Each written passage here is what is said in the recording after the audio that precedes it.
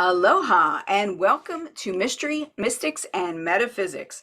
I am your hostess, Geralyn St Joseph. I am a psychic intuitive and a relationship empowerment coach.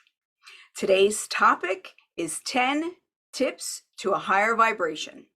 I also call it the 10 commandments for a higher vibration because these are things that we need to remember and do regularly in order to keep our vibrations high and not sink down. First question is, what is a vibration? What the heck are you talking about? Well, your vibration is basically how your body is feeling. When you're a high vibe, then you tend to have a little more energy. You feel like you can accomplish things. There's a good sense of well-being. It usually adds to good self-esteem. It adds to confidence, as opposed to a low vibe is someone who is very depressed. They're negative. They might be someone who practices any of the 7 deadly sins on a regular basis. You know, they're angry all the time. They're envious. They tend to always see things as the outer other and not look at themselves, except for woe is me. So that's a low vibe. What we're gearing up for is a high vibe. There are some things that are very intuitive and fairly easy to do in order to create a higher vibration and also maintain a higher vibration. The first thing is no unnecessary drugs.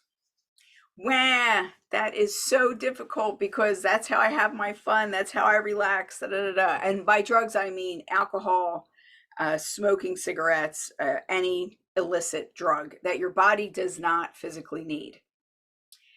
That being said, I know that there are some things that help us to maintain our physical health that we may need from time to time, or some people may need for a longer period of time because of something happening in the physical realm. And that's okay. What I'm talking about is weekend warriors, people who get drunk until they black out, people who need to feel high by utilizing something and don't know how to get there on their own, which does not mean that there aren't certain drugs and substances that can help you have a spiritual experience.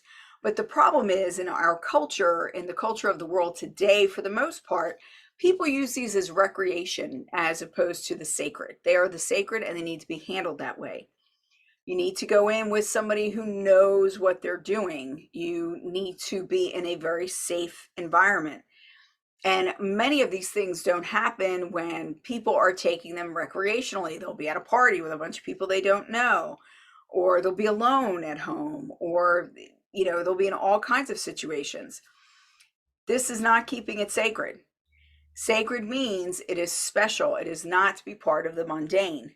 You don't do ayahuasca every other week. You don't do it every day. You don't do it even once a month. It's something that is sacred and is to be utilized in sacred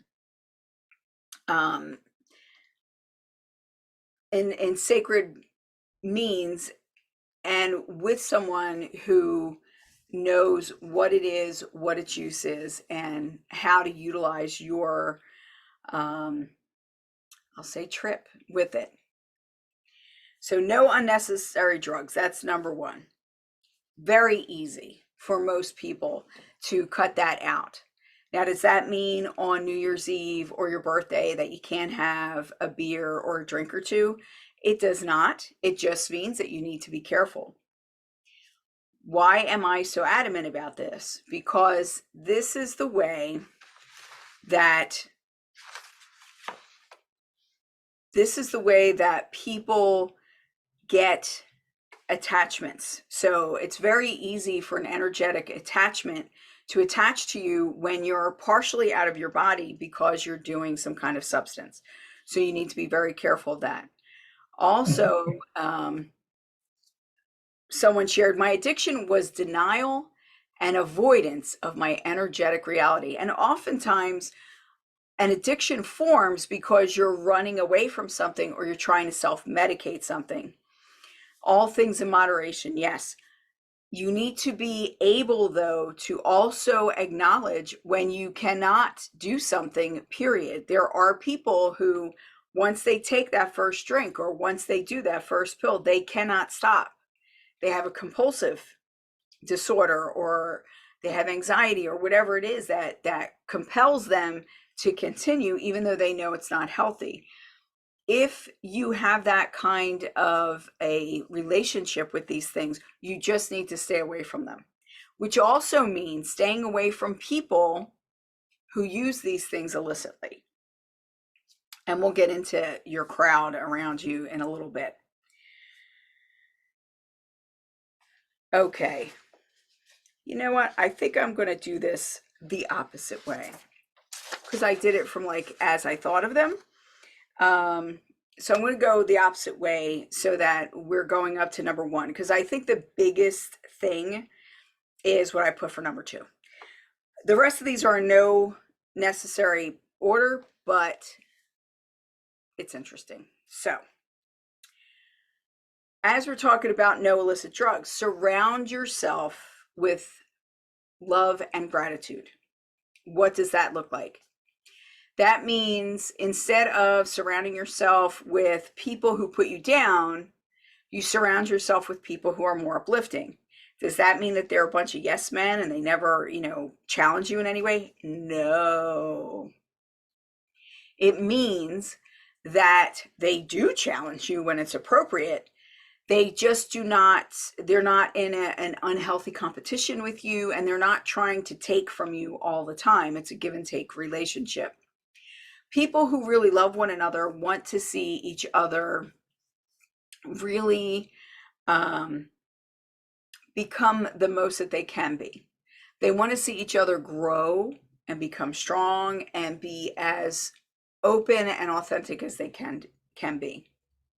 Someone who says they love you, who does not necessarily love you, may try to be more controlling. Now, someone can do that out of fear for you also, or someone who is gaslighting you all the time, who's trying to make you correctionize. Someone who really loves you wants you to be the best version of yourself, and they try to be the best version of themselves. And you kind of create that in one another. When you're in a relationship with people who are loving, this is what the dynamic is. And it feels good, which doesn't mean that you never have times where you don't agree or there aren't arguments or misunderstandings. That happens, but they tend to be quickly resolved because the relationship is solidly based in who you are and who they are, and actually wanting the best for one another. Refuse the negativity of others. Do not own it. Don't take it on as your own. What does that look like? Well, have you ever been at work and everybody's around the water cooler, so to speak, and they're telling stories about, oh, this one's so bad. Did you see so-and-so did this or that? And they're gossiping. Gossip is very low vibe. It is something you want to avoid. It doesn't mean that you're not aware of what is happening around you, but what it means is that you're not adding to it. You're not adding fuel to the fire. You're not standing there while somebody's being badmouthed and not saying anything. You want to be aware that people who do this, if they're going to talk about one person, they're probably going to talk about everybody when they're not around. So be aware that if you're engaging in this, that you too are a victim of it. And if you don't want to be a victim of it, then don't engage. That doesn't mean they're not going to talk about you. What it means is you're not putting any energy into it. You're not getting any energy out of it so that you can remain neutral. And that's what you want. You don't want to take that on. It's really hard if you're living in a home where people are really negative, where everything is a problem and it's all about out or other, and it's, oh, this is happening and that's happening. It's okay to recognize that things are happening, like during COVID, during the lockdowns and everything, how some people just watch the news constantly, and all the news was for is to spread fear. I mean, it's basically all it did during that period of time. Because if we're fearful, our immune system is lower, we're more likely to succumb to disease. So it was just like all this fear mongering, and fear also keeps people in place, generally speaking. Well, you didn't have to own that. You don't have to have the news on 24/7. You don't have to go read the reports with different numbers and just take it on its face or any of that kind of thing. You didn't have to delve into it. During COVID, what we did as a group was we got together and we discussed different metaphysical things. We learned, we grew, we got closer to the people that we were living with or the people that we could connect with. And it was an amazing time for some people, and it was a terrifying time for others. So you choose what you're going to take on for yourself and how you're going to internalize it, if you're going to internalize it. If it's not yours, don't take it, don't own it. One of my favorite sayings is, "Not my monkeys, not my circus." I love that because I just think that is so funny. So as we're speaking, we're getting different things are coming in from our viewers. As I got off my addiction of drugs, the negative energies and hauntings also went away completely. So I'm able to keep that happy, energetic much more easily. And that harkens back to don't do illicit drugs. You don't give your mind and your conscious and your body away to something that is not you and your own soul. You want to stay centered. This is yours. You only get one to use this go around, so make sure you take care of it. Another good saying is, lay with dogs and fleas you'll receive. So I love dogs, but lay with dogs with fleas and you're going to have fleas also. So birds of a feather flock together again. When things are outside your control, it's something that you can't do anything about except maybe sign a petition or do something small like that. You just need to deal with what is in front of you and around you. Figure out if it's bothering you that there's world poverty, then figure out how you can help. What can you do? I'm only one person. But what can you do? Well, there's a homeless man who lives on a corner that you pass every day. Maybe you can give him a coat. Maybe you can, find out a little bit about his story. Maybe you can offer him a hot coffee. There are things that you can do. I like there's a story about, there's a beach and it's full of starfish that have been washed up on the beach. And there's a little girl walking on the beach, and one by one, she's throwing the starfish back. And an older person comes up to her and says to her, "It's not going to make any difference. There are hundreds of starfish here. Throwing 10 back is not going to make any difference." And she says, "It makes a difference to them." So the people that you help, it does make a difference to. But then also what you need to remember is that every act of kindness that you put out in the world, it spreads and it opens up. So by you being kind to someone else, it generally starts like this domino effect. What we want to start is a domino effect or a tsunami of kindness and awareness and love, as opposed to the negativity and the fear and so on.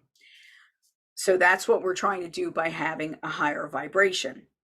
Also, as you raise your vibration, keep in mind that the people around you will be lifted up, even if they're not really aware of it. Just your presence will change the room. But you have to be really solid in that presence. So then we have one of my favorites is unplug. So there's all kinds of ways that we can think of this. So to unplug physically means you shut off all the electronics around you. The electronics do create EMF that do affect you. I don't know if you ever watch any of those ghost hunting shows, but they will show you in those shows that they look for places of high EMF, like where wires are bare and things like that, because that will give you a sense of, it'll raise your your sense of being watched and things like that. So it makes you more anxious. It can make you more depressed as time goes on. It does affect the physical body. If we think about how much EMF we are sitting in all the time, we have our phones on our person. Most people will keep it actually in their hand. Well, I know women who stick it in their bra, men will have it in their pockets. It affects the physical body. It affects those organs. It will lower your sperm count. It can, there have been studies where they've said it can help breast cancer grow. This is not good. These are not things that we want to do. Get it off your body. Shut it off at night. If you have to have it in your presence because like you use it as your alarm in the morning, keep it away from your head. Keep it away from the bed. Make it so that you have to get up and walk to it to get the phone in the morning. Do not have TVs in your room. Do not have computers in your room. If you have them there, unplug them. Not just shut them off, because when you shut them off, there's still an electrical field around them. Unplug them. All the CMF that we're dealing with the Wi-Fi, the 5G, the cell phones, and everything else, and then the natural EMF of the earth, our bodies are bombarded all the time. And what we're seeing is a huge explosion in the last couple of decades of anxiety and depression and sense of hopelessness and all these different diseases and issues that are coming up, like insomnia. And then the less you sleep, the worse it gets. It's like a never-ending struggle. So unplug, literally unplug stuff. Shut it down, shut it off. The second way to unplug is to actually remove yourself from people and from things. So if you have the opportunity and you have some place where you could go and put your feet in the grass or in the sand or in the ocean or in the lake and just get away from people, hug a tree for a minute, like get out there, get green, get into the green. The green is very, very healing. Even the color green is very healing. There have been studies that show that having something green in view, even if you're working in an office all the time, is very important, because that will help you be more calm and more focused. In children's schools, there was a point in time, I doubt that they do this anymore, but I remember being in school and our walls were painted like a light green, like a mint green. That helps you focus. Colors mean a lot. Look at all those crazy colors behind me. Keeps your attention, right? And they're beautiful. They're vibrant. It wakes you up. So see what colors you vibe with. And you're also, when you're going out into the green, you're tapping into the elemental energies. Thank you, Craig. Third way energetically that you can unplug is to literally unplug. It's called, some people call it cutting cords. I do pulling cords. I don't like to leave any of the extraneous energy in your body because I feel like then it festers and it could grow into something more. You want to release all that. And once you release all that, then you feel better and you fill yourself up with you and with universal source energy instead of being filled with somebody else's stuff or something else's stuff. So pulling cords is another very good one. And doing energetic clearings all the time is very helpful, like to do them on a regular basis. When we get together, we often will do a clearing or two. You can go on my YouTube channel and find there's so many different shamanic journeys and clearings and things of that nature there to help you release and really relax and let go. Another way to do that, which I have set as, like, these three kind of go together, but I have them separately. So I have unplugged physically and energetically, and then I have take a saltwater bath or shower regularly. Why salt? Salt is the vibration of salt is angelic. So it's a very high cleansing vibration. You know from your grandparents, and if you've ever had an injury, that you soak it in Epsom salts, and the Epsom salts will pull whatever should not be in your body out of your body. It's very good for you. That's my Pikachu. If you don't have a tub that you can soak in, then you can take a saltwater shower. So what I do is I get sea salt and I will put like a bunch of it on my head like a crazy person. And I will just be under the shower and allow it to melt into my hair and melt all around me while I meditate. And that is a very cleansing, very freeing kind of a shower. Also, using a salt scrub in the shower is really good for your skin. So there are no minuses to this. Very good, very good. Slow down. Learn how to relax. That is something that in our modern era, most of us don't know how to do. I literally took a year to learn how to relax. I took a full year. Doesn't mean I didn't work at all, but it means that my focus for that year was I was going to learn how to be able to relax my body and my mind. It is not easy when you're used to go, go, go all the time. And in our current age, when we're tied to our phones and we're expected to be on call 24/7, people have really forgotten how to relax. They have forgotten how to put those borders up and say no. I will tend to leave my phone places. I'm really good at forgetting it, different places. Or I will shut off the sound and only answer it during certain hours or at certain times. You have to create those boundaries around you and stick to them, because no one is going to honor that if you don't honor it. So creating that space around yourself so that you have time to decompress and relax. And this is something you really need to be doing on a daily basis. This is not something that we're doing here and there. It's got to be a daily practice where you unwind, and then maybe have one day a week where you take an extended period of time and you unplug and unwind. So to do that, we have slowing down, learning to relax, unplug physically and energetically, taking a saltwater bath,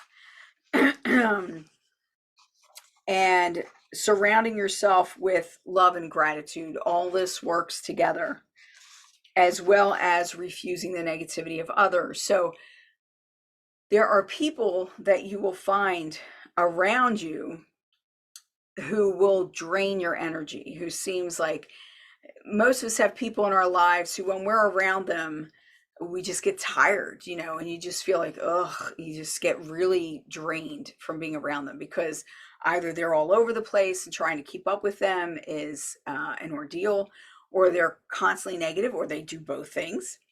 And we need to be very careful of this and be very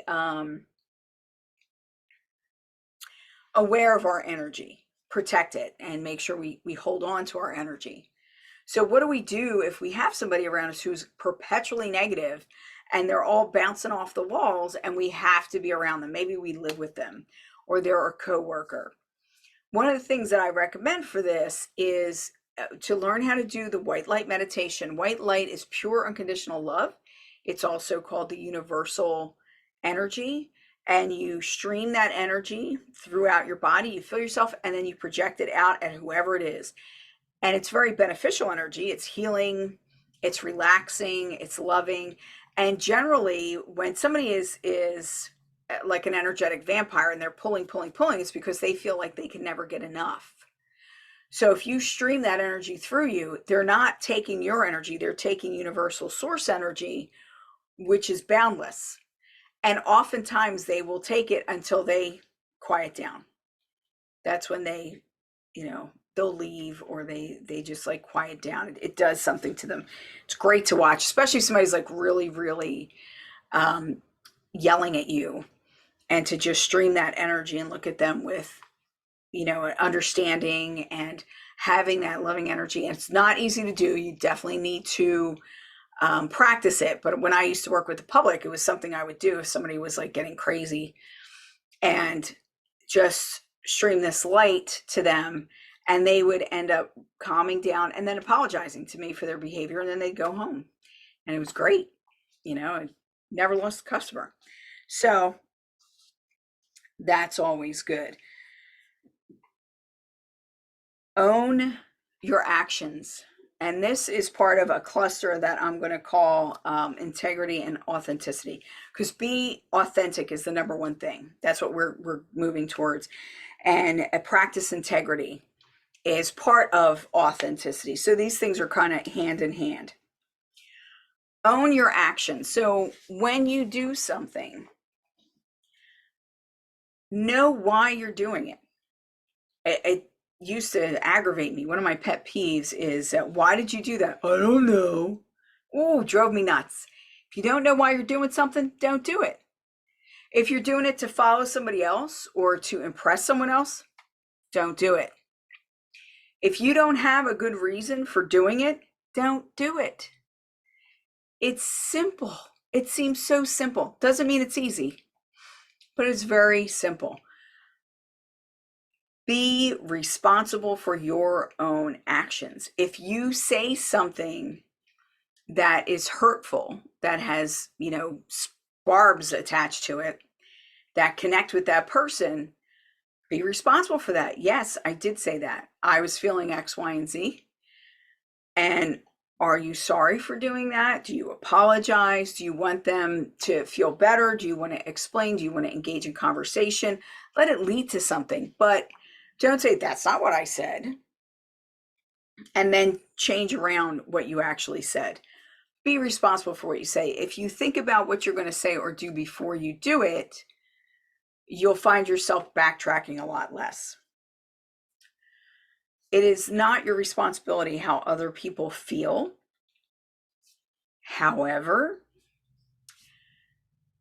we sometimes will engage in argument and whatnot and say things specifically to be hurtful to someone because we know that specific thing will be hurtful to them. We have to own it when we do that. And we have to be aware when we're doing that. We have to know why we're doing what we're doing. Yes, sometimes things just fly out of your mouth. You're like, where did that come from? But then examine it. Where did it come from? It came from deeper inside, from a place that is maybe anxious or insecure or envious or whatever. Own it. Figure it out and own it. That's the only way you can truly live in integrity and be authentic. Be aware.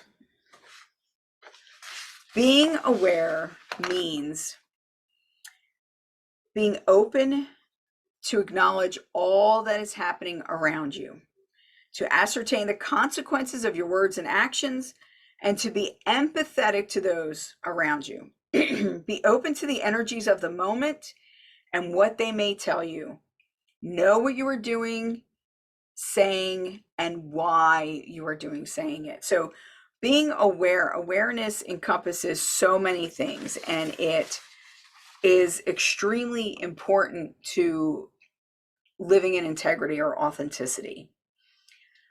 Being aware means that you can be aware that negativity exists. You can be aware that maybe the crime rate's going up. You can be aware that gas is really expensive. You can be aware that it's a struggle to keep your head above water. You don't have to sink into it, though. So with awareness, we can be aware of it and we don't have to own it.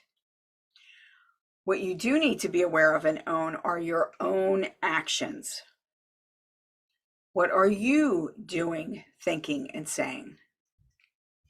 Oftentimes, our anxieties and our depressions, and I'm not, this is not a blanket statement. There are people who suffer from biological issues that make these things wind up also. However, the mind is uniquely powerful. So when we're thinking to ourselves, all the negatives all the time, that's what we're feeding our body and our soul and our energetic. Is that really what we want? That is very low vibration. Fear is the lowest of all vibrations. Not hate, not anger, it's fear. Because fear is the basis of all those other things. You could say that love is the highest of all vibrations, but I prefer to say that joy is the highest of all vibrations. They are akin to one another. For when we are in love and we have that feeling of being in love, it's a sense of joy where it's overwhelming. We feel like our chest is so big and we feel like so light. That is a very high vibration. But the thing is, we need to be aware of where we're putting that energy. Where are we sending that energy? And is it, as Jesus said, do not throw pearls before swine. So are you throwing all your love and all your concern and all this energy at someone or something that is not returning any of it? And not saying that unconditional love doesn't exist.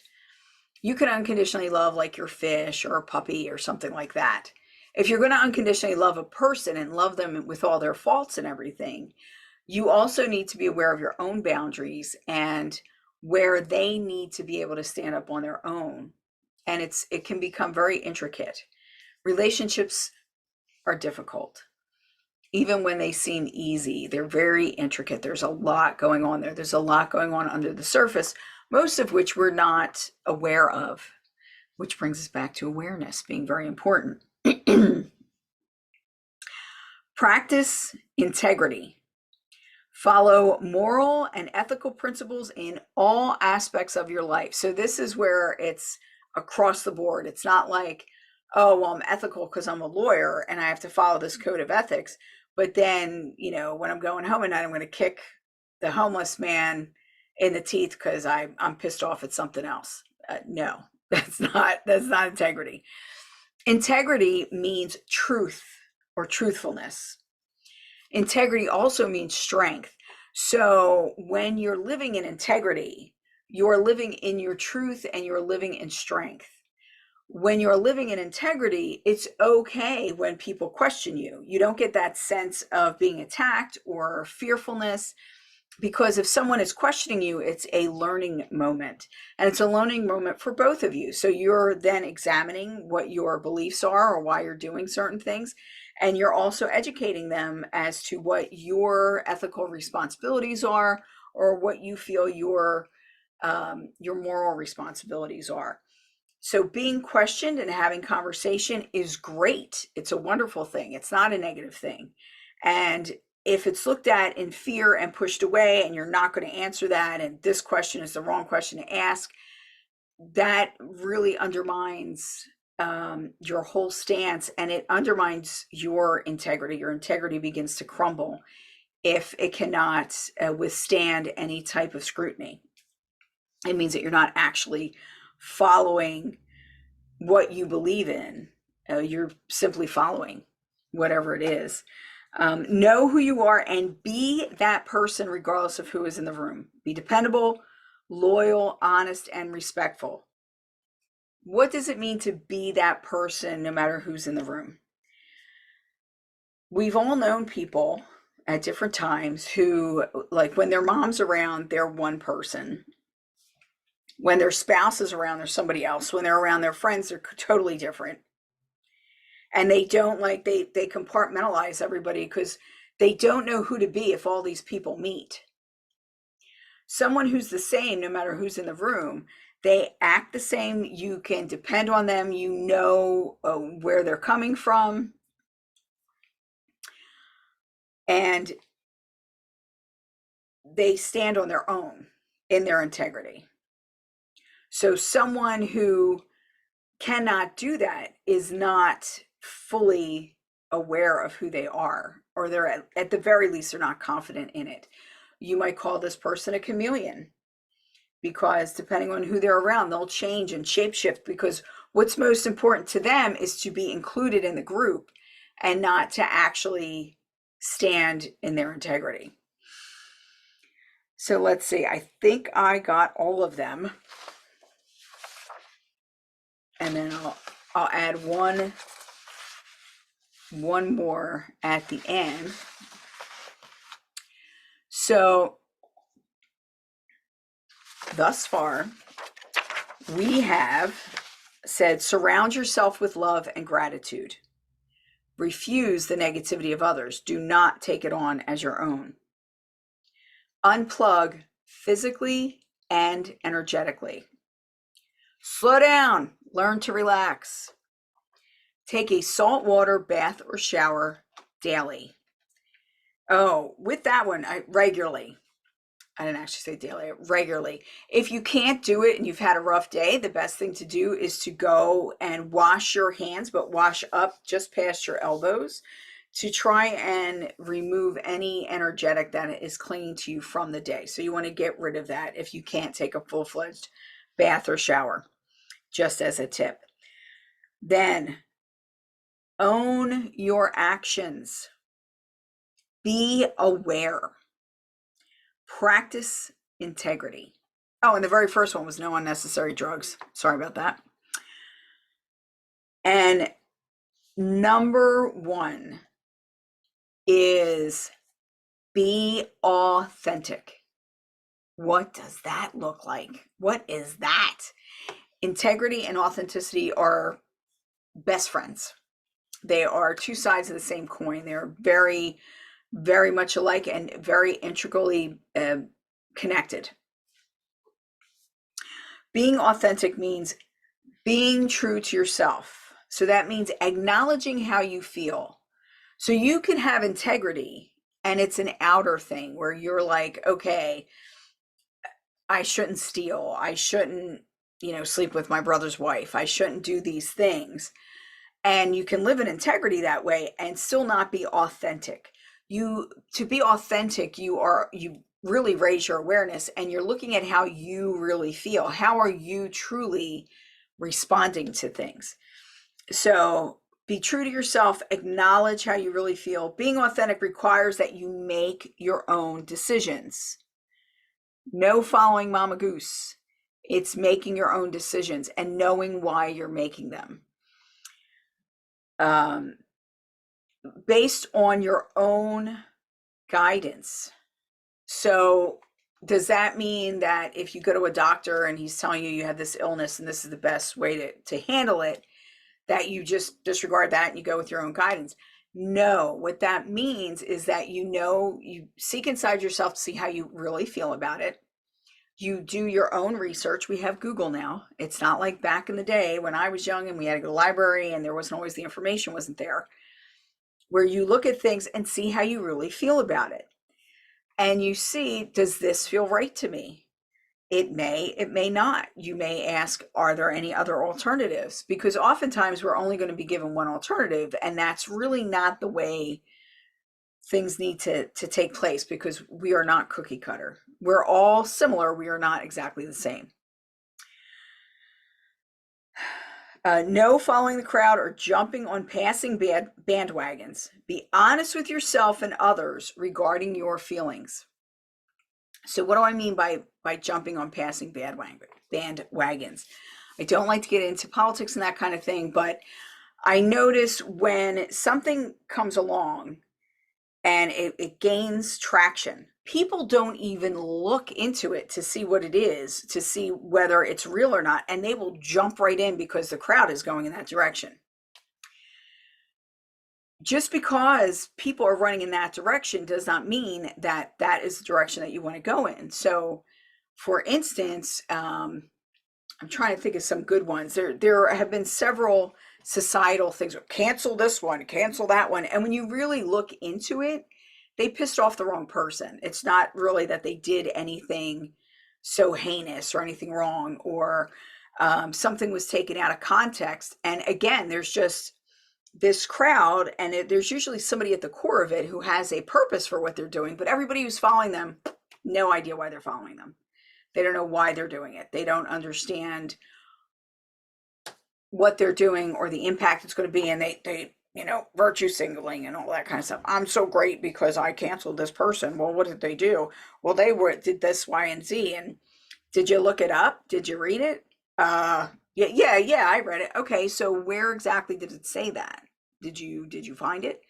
Well, no, but so and so. These are the kind of things that destroy your sense of self, they destroy society, and they plummet your vibration will just like a lead balloon just drop because you're giving away your authenticity, you're giving away your integrity, you're giving away your sense of self to be part of this roving band of bandwagons.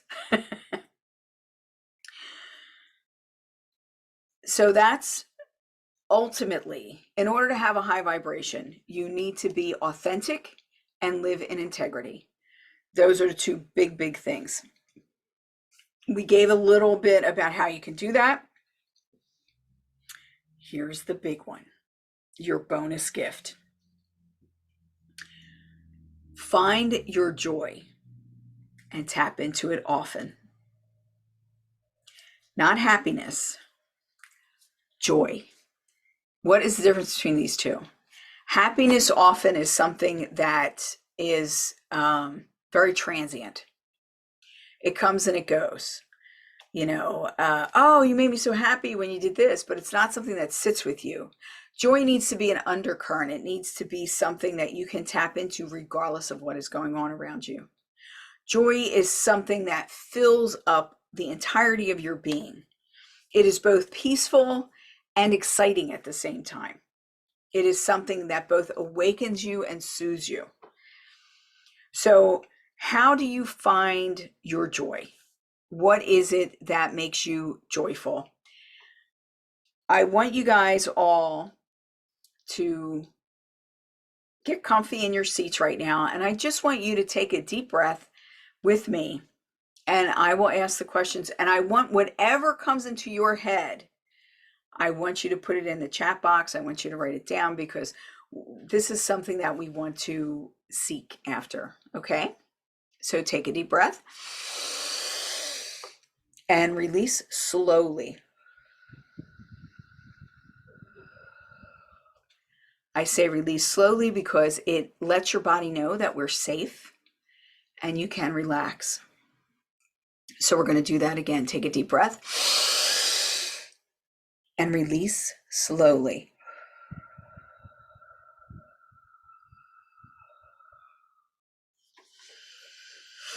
Very good. Relax. What brings me joy? What makes me feel alive?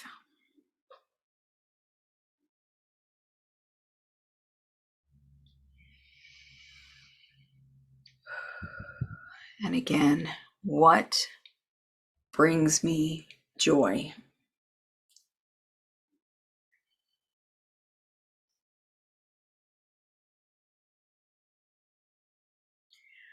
What makes me feel alive?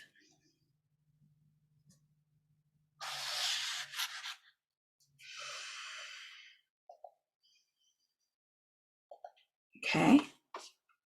Take a deep breath and release.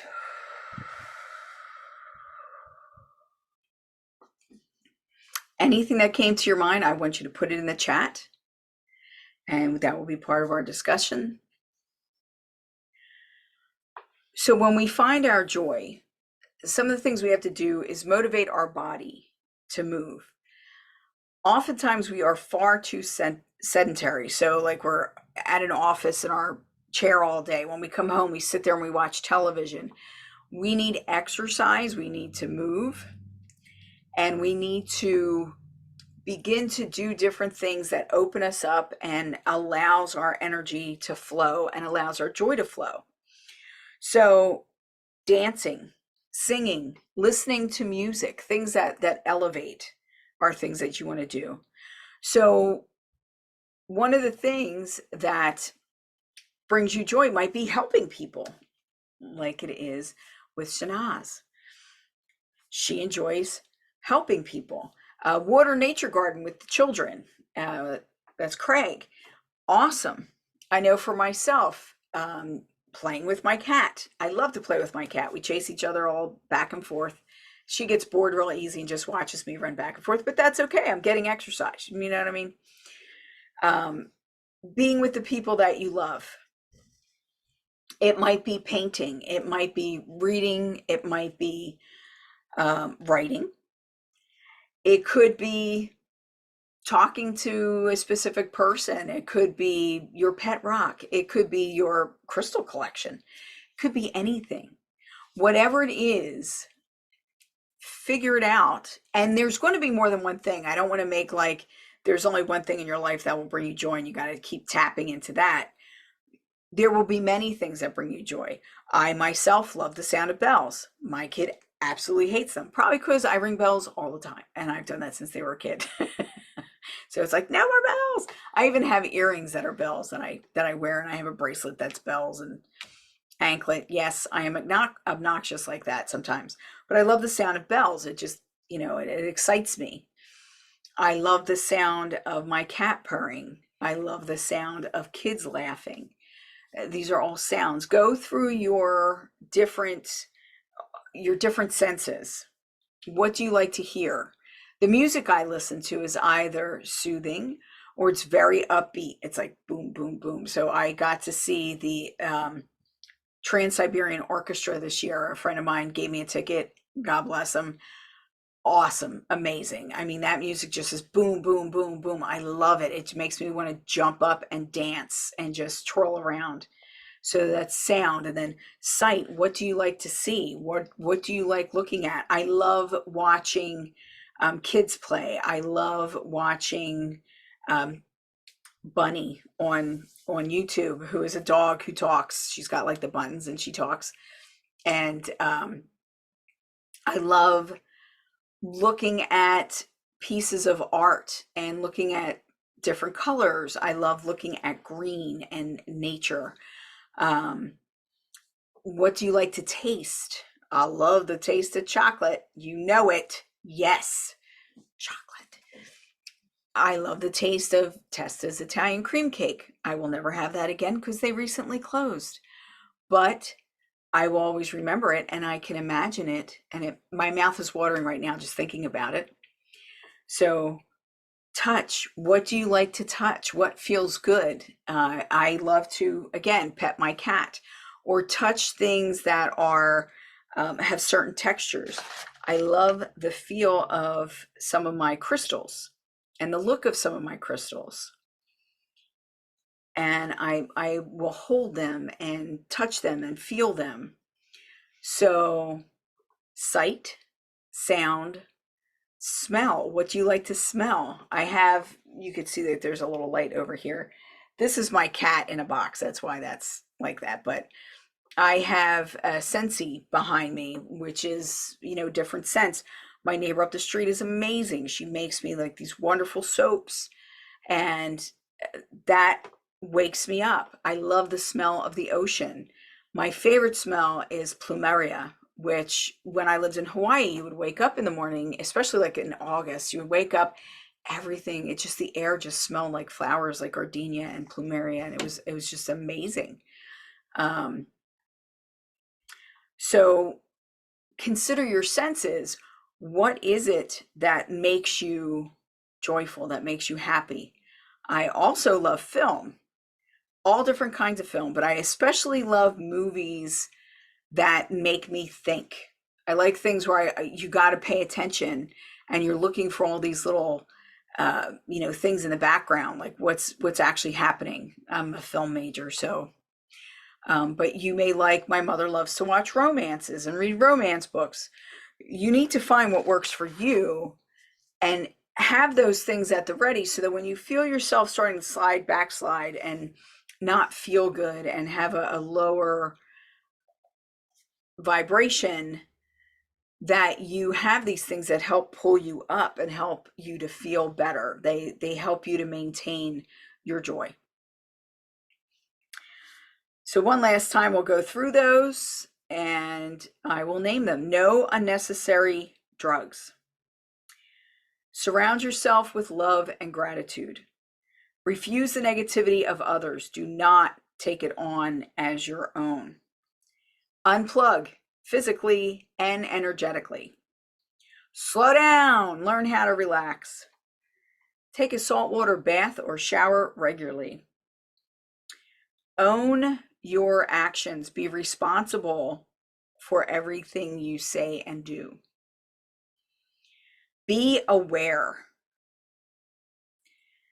Practice integrity. Extremely, extremely important. Practice integrity. And number one, be authentic. Thank you so much for spending this time with me today. Now we're going to move over to the second part of our meeting.